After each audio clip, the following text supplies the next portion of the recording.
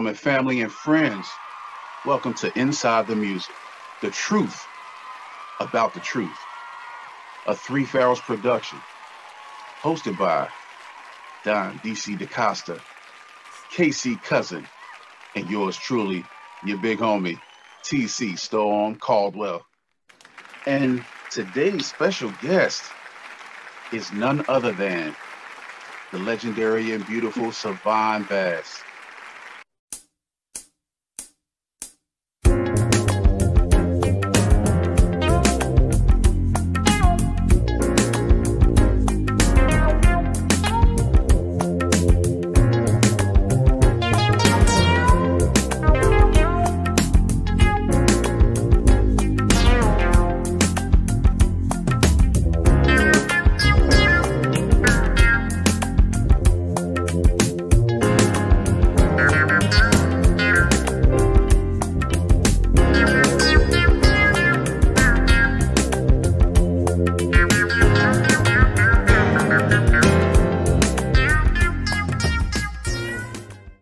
How's everybody doing today?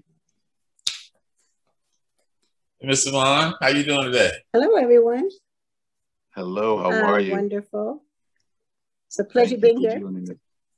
I'm wonderful this evening. We're good to have you. I'm happy to be here. So I'm gonna jump right in with the first question. Okay. How long have you been with the Reflections? I founded Reflections about 5 years ago. Okay. And tell us about Reflections. Give us the rundown. Give us the rundown. How it started, what you guys are doing, what kind of music you're doing, you know. Give us a background. How'd you start out? Who'd you start out with? Okay. Well, music has been a very integral vehicle in my life ever since I was a little girl. When I was 2 years old, and I actually remember this. Remember the song Tequila? Tequila. Dun, dun, dun, dun, dun, dun, dun. Dun, dun, dun, dun, dun, right. Well, and this is a true story. I remember being in my crib, and every time that song would come on the radio, I would jump up and down in the crib singing Tequila. Anyway, my mother always knew that I was going to be a vocalist after that. She would tell me that during the years. But as the years progressed on, music was always in my life, not because of my family, because no one else was basically interested in music except for myself. But I did have a brother that was a notable DJ here in Cleveland. And he eventually managed Luther Vandross for about 3 years. His name is Billy Bass. And through him, I was introduced to a lot of Motown music, older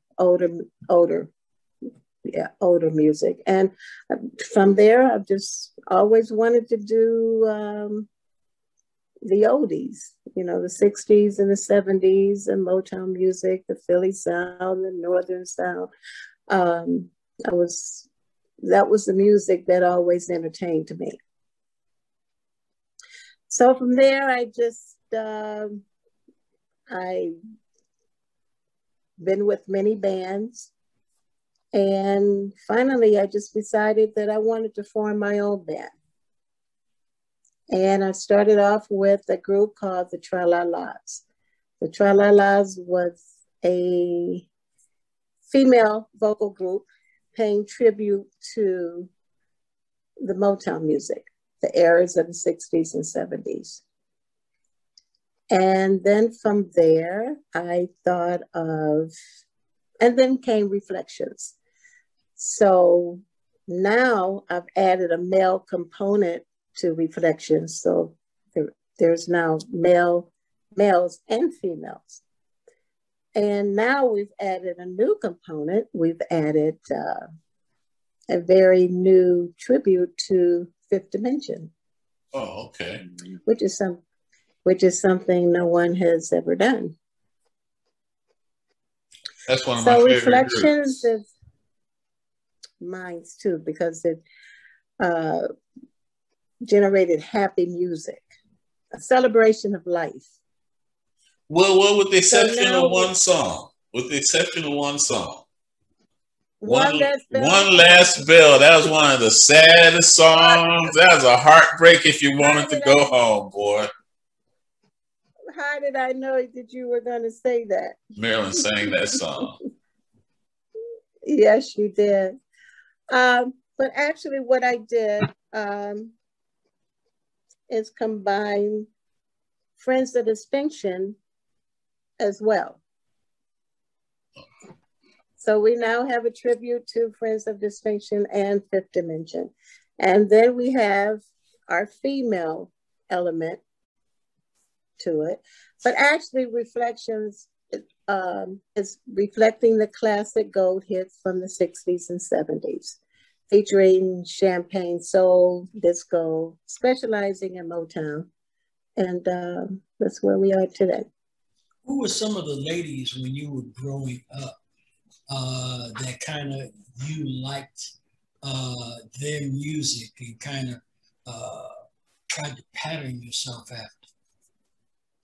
Oh, definitely the Marvelettes. The Marvelettes, Martha and the Vandellas, some Supremes. It was so many of them. Okay, Miss Yvonne, I heard you say that you were a child of music, but no one else in the family was really interested in music as you were. Then you skipped forward and told us about your brother, who managed by far one of the greatest solo singers to have lived after being a background singer. And a lot of people don't know he sang mostly cover songs, but he did some things with them songs. Was there a interest in becoming a part of the music business in the part that your brother was in? Or was there kind of a hedge of protection that he didn't want you to have to be subject to or be around? Or was he overprotective around the men for you that was in the business? Unfortunately, growing up as a child, we were separated. It was 10 of us, and we were separated as children, and we were raised all in foster parenting.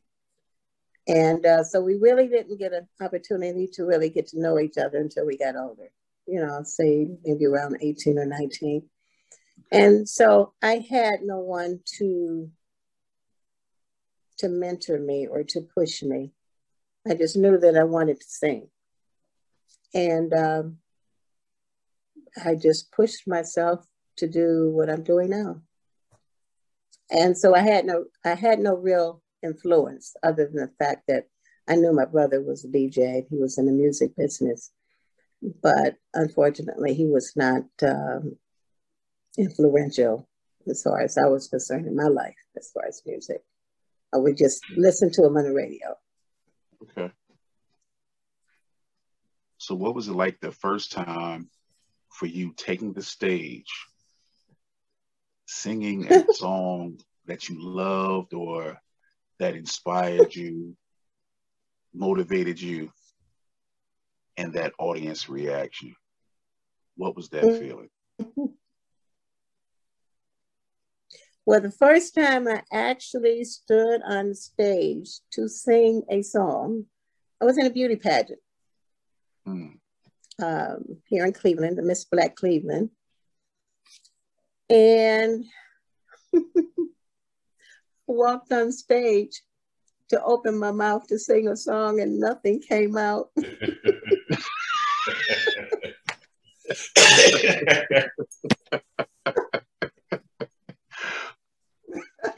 That's the truth. Okay. I was just very bashful. You were very bashful? I was so bashful. And but like I said, I wanted to sing. And I opened my mouth and just looked at everybody and ran off stage. So mm-hmm. Well, no, okay, no, let me back up. I entered a pageant before Miss Black Cleveland because I actually won that title. Okay. But I didn't sing. I didn't sing for my talent. I did a dance. Okay. I was a dancer back in the day. Well, I still dance, but then I did a lot of modern dancing, jazz dancing, tap dancing. I was involved in the theater for a large number of years. But that first pageant that I entered, but I went on to the Miss Black Cleveland and I did win that title, but it was a dance. But the second time was the Miss Black International pageant, which was held in DC, where I did a song. Do you remember what you sang? And I ended up winning that title. It was Regina Bell. It's been so long ago, but I remember the song. I can't remember the song. I'm sorry. That's okay. It'll come as we continue to talk. We're gonna need to hear that. We're gonna need to know that song. So, the Reflections. Are you guys doing any recordings? No, we haven't done so yet, but that's something I would like to do. And we're still in the process of recording? No, not yet. That's something I basically have not done. But you have so I'm still pursuing the things that I want to do. Yes, you are, and you now have music to do recordings. I most certainly do. That sounds like some secret situation that's in the making. I must say, thank you, KC. Hey. Well, I'm gonna speak on it, man. That sound like a little secret situation that's happening. I was about to say this is only the second episode, and I'm like, what is happening? Yeah, I'm hearing secrets, man. I'm hearing secrets. So Don, Savoy, what's up? What's up with y'all? Well, that means something good is gonna come along. What's up is very simple. Saban was nice enough to send me a song that she had done by a very well-known singer by the name of Shirley Horn. And I listened to it. And I was very taken by her vocal skills and talent.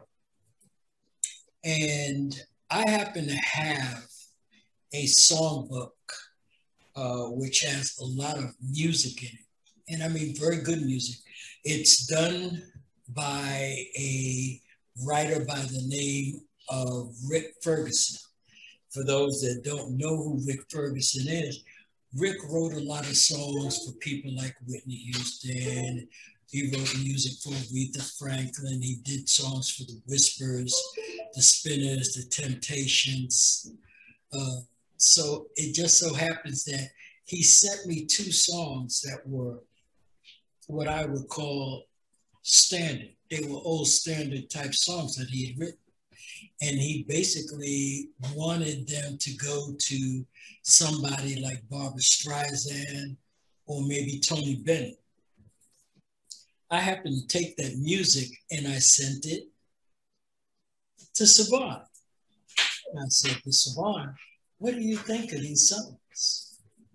And she said to me, I like the songs. Well, it's funny because I will take music that I get from writers and give them to artists because I think it fits in the type of music that they do. And I told her that.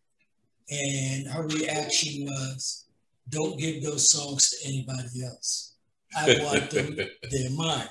She couldn't open one of the songs and she let Rick know.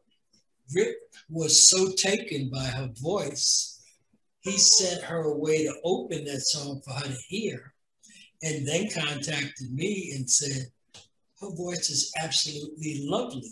And I, of course, I said to myself, I was unaware that she could sing like that, because if you're used to hearing a person sing a certain way, if they go to another music genre and you're not accustomed to listening to them sing like that, yeah, you're amazed at it. And it's happened to me quite a few times. I mean, I've heard Queen Latifah rap. I was totally unaware that she has an excellent voice. Yeah. Chaka Khan, I'm so used to hearing her do that type of music she did with Rufus and everything. When she went and started doing jazz, and she did stuff like My Funny Valentine and Angel. I mean, I was blown away by it. My statement was, why the hell is she not doing this too? She has another audience. The same thing with Jeannie Tracy. Jeannie does a lot of stuff over in Europe, which is dance music. But she did a song by Rick that Rick actually wrote for Aretha Franklin. It was turned down by Aretha's musical director. And he gave it to me and said, do you have a vocalist that can do this? And I laughed and I said, absolutely. And he said to me, who is she? And I said, the girl doing the song. He said, no, she's Jeannie Tracy. She doesn't do that kind of music. She sang with Sylvester and the Weather Girls. And I said, get me Jeannie's number. Jeannie had sung for you a long time with my nephew when they did work for Narada Michael Walden. So quite naturally, the minute I got those songs and I sent them to Savon, Savon was like, no, nobody else can have them. Those are my songs. So, when? Yeah, right. When do we hear these songs that Savon is singing? Matter of fact, are we gonna air them on the show today? No. No? No. Brother. TC, I'm with you, man. Say something, TC. No. I'm gonna say that you didn't know that was a secret. Say something, TC. That wasn't happening today. What? That wasn't happening today, Jack. I certainly didn't know. It was way too good of a story to get a song today. Let me explain why. I'll explain to you why. I gave the tracks to Savon. Savon has the tracks. That's part 3. And the bottom line is Savon hasn't gone into the studio to do them. I am not going to play those tracks. Oh no! I want that. I thought you had recorded with Savon. No, okay. No, we haven't done that yet. And Savon told me not to give them to anybody else, and I'm not gonna let anybody else hear them so they could steal them. So I will just wait, and Savon will, once she's ready, record them, and then we will bring her back and let her air those songs. Okay, we're gonna take a little break. Pause for the cause. We'll call out our sponsors and let everybody know what's going on. Once again, we're here with Inside the Music, the truth about the truth. We'll be right back after this short break.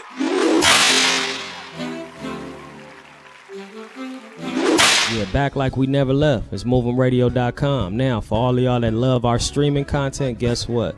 We got something new for you, man. Every Saturday, 9 p.m. to 1 a.m. Pacific Standard Time. Catch yourself via stream at Lady Brandy's place. All you got to do now is do like you've been doing.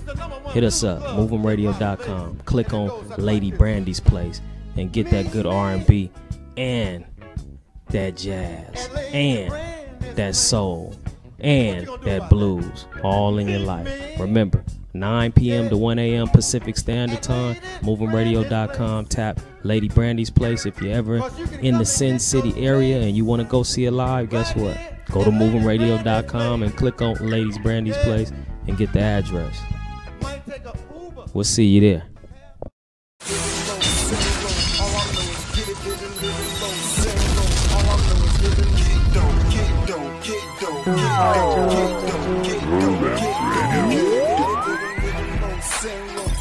What is Movin' Radio?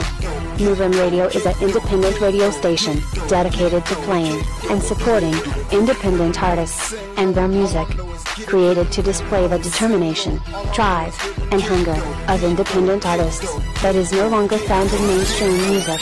Our goal is to give these highly talented artists a broader marketing venue and make independent music the new mainstream.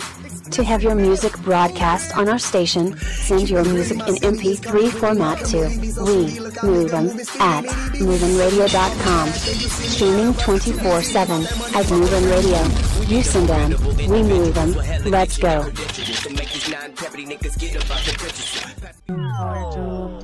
Movin' Radio.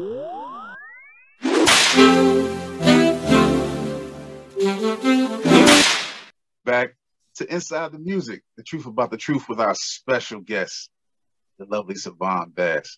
Now, before we went on break, we was trying to unfort Knox this situation about a song that's been worked on and put together and structured, but we have no recording yet. But I have got on good word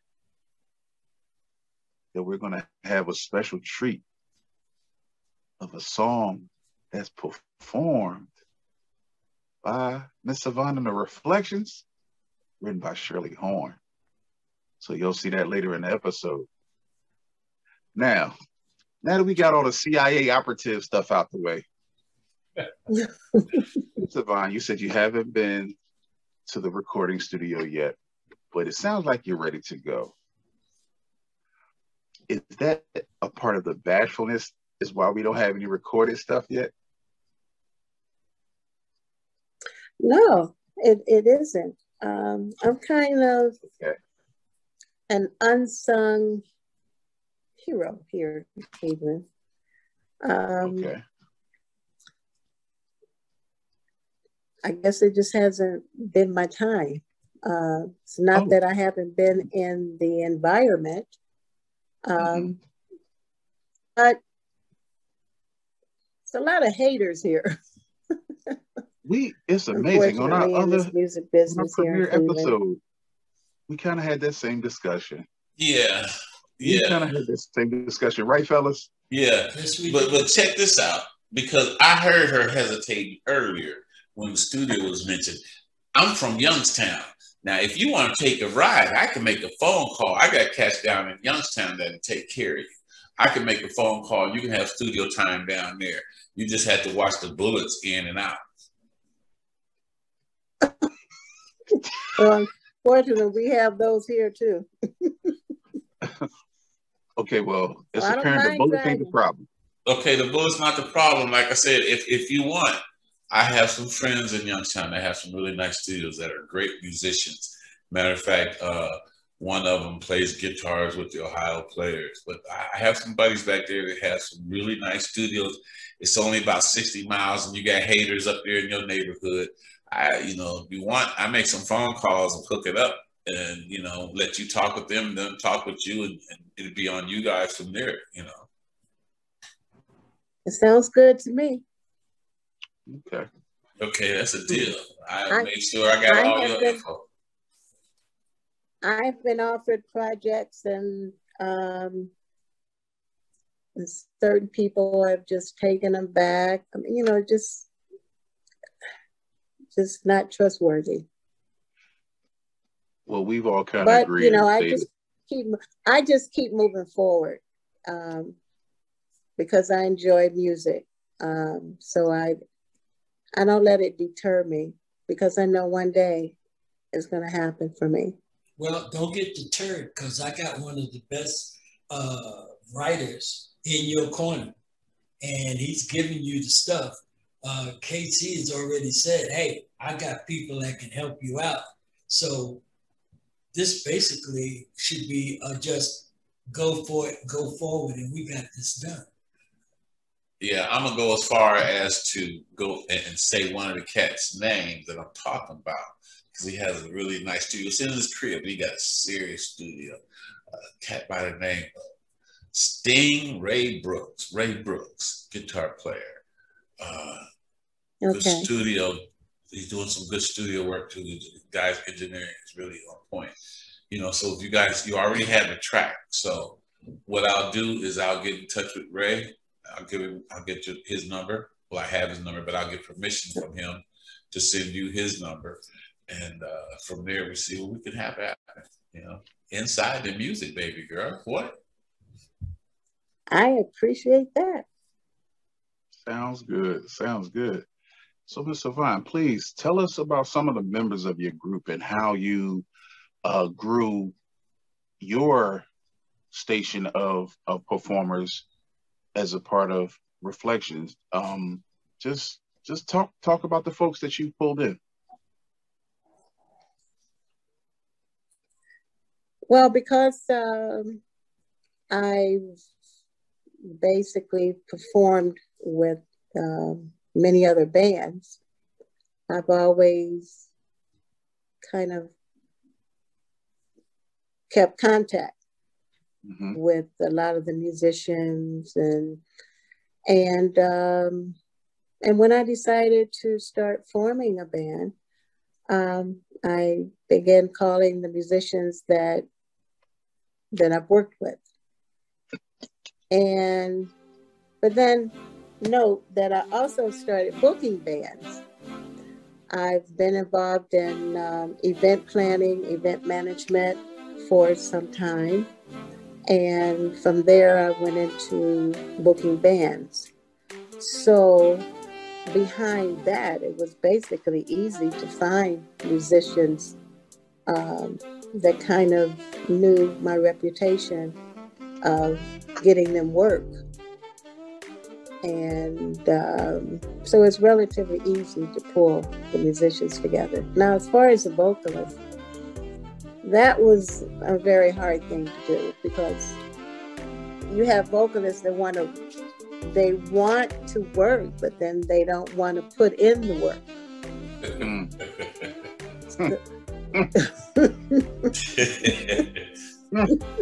We've never heard that before. Not now.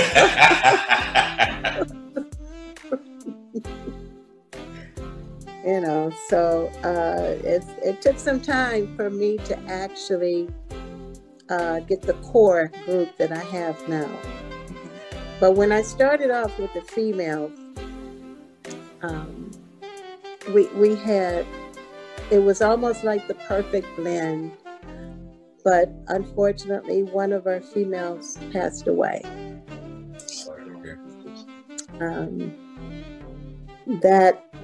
That hurt. So I had to regroup, and then from there is when I started to add the male vocalists. And it took me 2 years to actually get the core group that I have now. The three male vocalists and 3 female vocalists. When's your next show? We're doing a video June 10th. And our first show is August 21st. Why not August 20th? So we haven't... I said, why not August 20th? It would have been nice if you did it on August 20th. What's that, Gargoyle Day? I'm sorry, I didn't hear Apparently, you. there's something special about What's that, Gargoyle Day? Yeah, that's my birthday. That's Gargoyle Day. Dude, I have been listening to this for the last two. Oh my Lord. You can tell when friends working together. But okay, so you have a show. Did I miss something? What's August 20th? My birthday. Oh. So the show could have been a celebration for me. It sure could have been. Please give him a special shout out during your show and have somebody record it, please. Oh, most definitely. Please. And please shout out Inside the Music and top honor. John DeCosta, please. I would love to see this video because I'm gonna just tell you how much I love this man, and seeing this platform of the people he's familiar with, and me being able to have this opportunity. One, I'm honored and humbled. But for some reason, Mr. Vod, I feel like you are so reserved here on this platform with us. But I think you are a drill sergeant when it comes to your work. And you're not taking no mess. And I just need to know if I'm right or not. Actually, I'm very humble. Mm-hmm. I see that. I am a drill sergeant, yeah. And I'm very humble. I mean, it's a way that you can get things done without being, that slave master. And I do get them done because people, the core group that I have now, they believe in my vision just as much as I do, and they're passionate about it. Not as passionate as I am, but they're with me, and it took a long time to even get to this point. They believe in what we're doing. And that passion even motivates people differently because you alluded to it and we all agree. Folks want to work, but don't want to put in the work. I see that in the entertainment business on the stage, film, TV side. So when you mentioned being in theater, my heart raced because of how much theater I have the honor of doing, because I was away from acting for 20 years of my life. Came back to the theater and forgot how much work it was. Yes. But the thing that happened was my first time back on stage after 20 years was the performance was recorded. So all I saw was everything I did wrong. Everybody else enjoyed the show. I saw everything that I did wrong. And I feel not enough people critique or evaluate themselves from that vantage point for a minute before they start to feel they've arrived and they've done things. So I thank you for being a humble but hard-working individual. But I was right. You're a drill sergeant. On the couch, on the screen, on the right side, there's another drill sergeant who is transparent, honest, and humble in himself, but he has no problem letting you know what the expectations are. And I haven't known him nearly as long as the people that we've had conversations about. But those are the things that, with what you have coming, are going to make that thing so much greater because of all that you put into it and how long you have waited and worked the way you've been working for the payoff to come. So trust, it's going to be a big investment, a big payout on your investment, because I'm not going to be wrong about you yet, because you're humble, you're bashful a little bit, you're a drill sergeant, because every time you drop your head and do that little giggle. Wait a minute, and she controlled the money. See, that's what I want. That's what I want to go back to. Ain't nothing better. Get to that. That's what I wanted to go back to. How long you been booking bands, Mr. Vaughn? about 6 years. Okay. So see, that in itself, Yeah.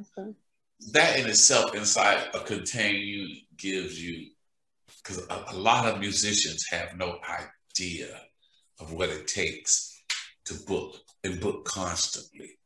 They don't realize how much work it takes to keep gigs coming in, and so. And that's basically how I've learned, and I've learned in this business, the business side of it as well. I mean, I love the performing side, but I wanted to know the other side as well. And I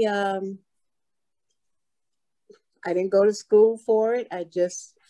These are things that I've just done. I mean, first of all, I give God the glory, for giving me the ability to do it.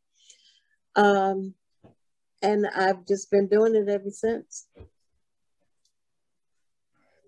But I learned. I learned doing it. When I come to Cleveland, I'll be looking for a gig. I'm letting you know now. I'll be looking for a gig. Round trip ticket. Yeah, I'm always ready. I'm always ready. I'm ready. I'm ready too. Point me to the open mic. I can get up there and do my little Teddy Pendergrass. Do some, listen, we're gonna get it, come out to Cleveland. I'm gonna show my face. We're gonna have to get Savon to book some gigs. We go up there. Yeah, we're gonna get the Inside the Music tour going. Listen, by the way. Come on to Cleveland. Savon will tell you, LeBron has a place that he's opening up out there that's going to be looking for entertainers. So get your stuff ready. In Akron, I'm sorry. In Akron, but the lady in Cleveland is looking to put some performances over there. So you guys talk to her. Secrets are coming out. The truth. That used to be the Tangiers.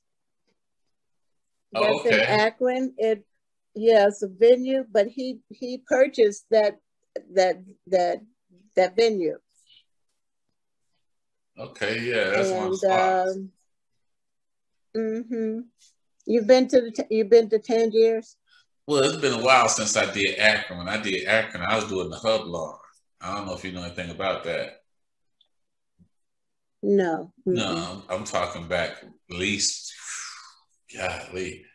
I was still working with a work permit at that time. My parents had to do a work permit to allow me to go into the bars. I was like about 12. So that was a little while ago. Yeah. That's another episode. Yeah. Okay. That was definitely another episode. That was like me going into I was saying for KC, that's definitely gonna be another episode to talk about. When I was going. Go ahead, Savon. No, what were you saying? I said, I was about 12 or 13 when I was going into Leo's. Yeah, Leo's Casino. Yeah. You know about Leo? Yeah. That bring back memories. Yeah, bring back serious memories. You remember there was a club called the B&W. You remember that? I don't remember the B&W. Yeah, gangster run. Sound like a supermarket. No, it was popping. I remember the Broham Lounge. Yeah. Winston's, was all that a part of Winston's? I'm not sure. Like I say, I'm from Youngstown. We went up to Cleveland. I went to Cleveland only to gig. I had a little girlfriend up there, but didn't nobody in her neighborhood like me, so I had to kind of sneak in there late at night and leave early in the morning.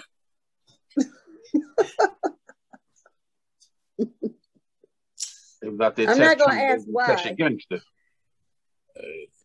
Siobhan says she's not gonna ask why. Hey, I'm gonna ask why though. Why? I had to come in late and leave early. Come in the dark and leave before the sun come up. You had to leave the way you came in, huh? He's gonna make him prove his gangster. Hey. Coming in the dark. And yeah, I worked with a cat.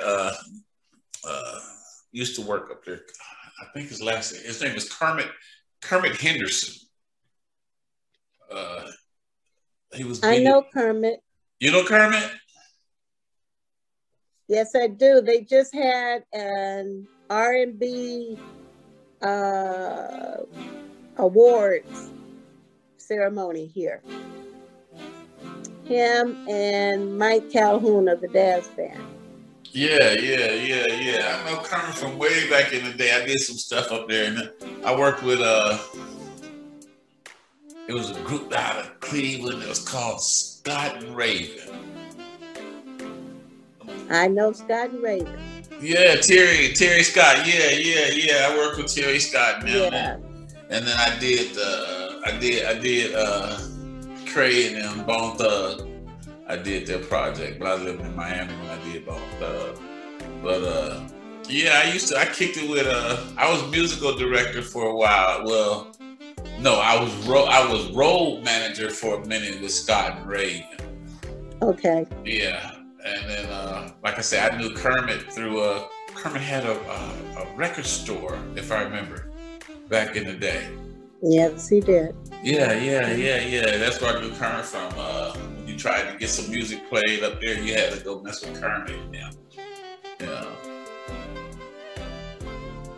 Somebody always. Yeah, I don't know him very well, but our path has crossed a few times. Well, Kermit's been a staple in the music industry up in Cleveland. Oh, I could say for the past 50 years, easy. Yeah. Dated all. You know, are you all familiar with the R&B Hall of Fame? I haven't been back in Ohio since then. I haven't been in Ohio for a while. Not the Rock and Roll Hall of Fame, but the R&B. The R&B Hall of Fame. Who's OJ's I know should be like the ambassadors. Well, Lamont, I don't know if you're familiar with Lamont Showboat Robinson. He was one of the Harlem, one of the Globetrotters. I think it was the Globetrotters. Anyway, he's the founder of the R&B Hall of Fame induction. Well, he's building a museum in Detroit. He tried to do it here in Cleveland. So they've just been having induction ceremonies, which I've had the pleasure of performing the first year that they presented it. And the second year, I actually co-hosted it. Okay, yeah. So I don't know if you're familiar. Are you in Vegas now? Or are you? Yeah, I'm in Vegas. Youngstown. I'm in Vegas. I came out I left Youngstown like in I think it was 92, 93. I haven't been back to Youngstown since then. But yeah, I'm in Vegas. It wasn't because you came back after the summer. Was it? I should have did it long. What was that, TC? It wasn't because you came out when the sun was up, was it? Nah, man. Okay. You know, I had my family, and there was a point where Youngstown became the murder capital. Yes. We held that title for about 3 years running. Yes, sir. And then they gave it to Chicago. My street was deemed crack alley. We had like about between 7 to 10 crack houses on the street, and used to find kids dead across the street in the lot. And when my father passed, I thought it was just time for me to get my family out of there. So I left, Still got a lot of friends and love for the city. It made me who I am, but no, I don't go back that way too much. Respect that. Respect that. Now, since we talking about where we're from and where we're going, let's talk about this this song. It's not as big a secret as the other song. If you wouldn't mind, Miss Yvonne, he told us we're going to have the pleasure of hearing this song.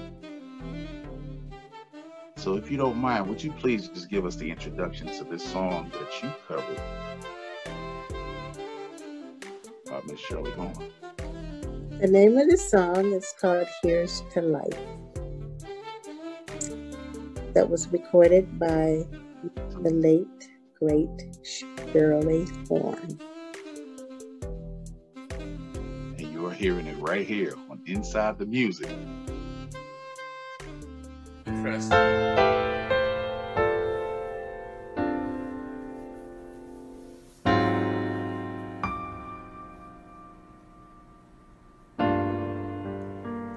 No complaints and no regrets. I still believe in chasing dreams and placing bets. But I have learned that all you give is all you get. So give it all you've got.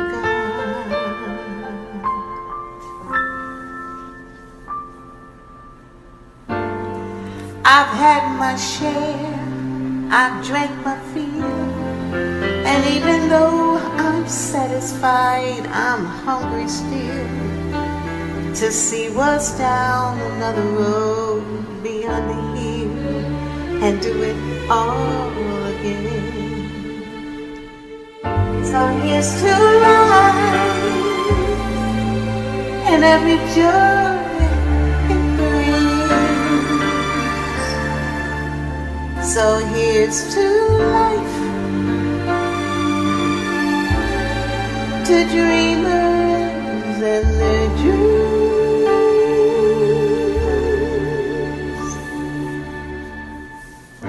Oh, how funny how the time just flies, how love can go from warm hellos to sad goodbyes and leave you with the memories you memorize to keep your winters warm. For there's no yes in yesterday, and who knows what tomorrow brings or takes away. As long as I'm still in the game, I want to play for laughs, for life, for love. So here's to life and every joy it brings. Here's to life for dreamers and their dreams.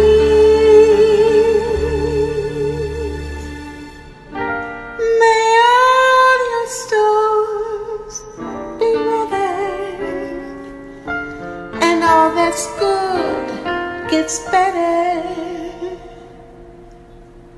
Here's to life, here's to love, here's to you.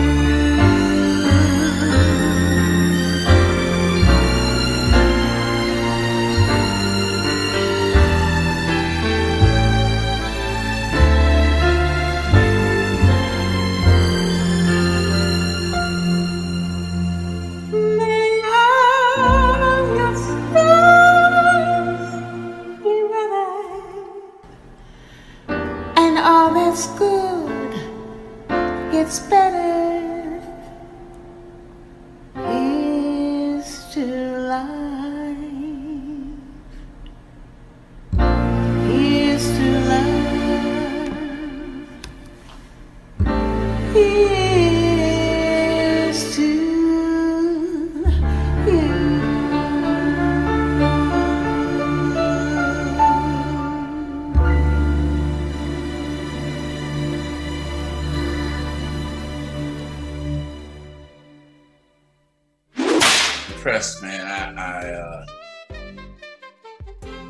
I'm just impressed. That's all I could say. So it's about time for us to get ready to wrap this thing up. This is the end of our second episode. Ms. Yvonne, I'd like to say thank you so much for being here with us. Your humbleness is a facade. You're a powerful woman. I can see it.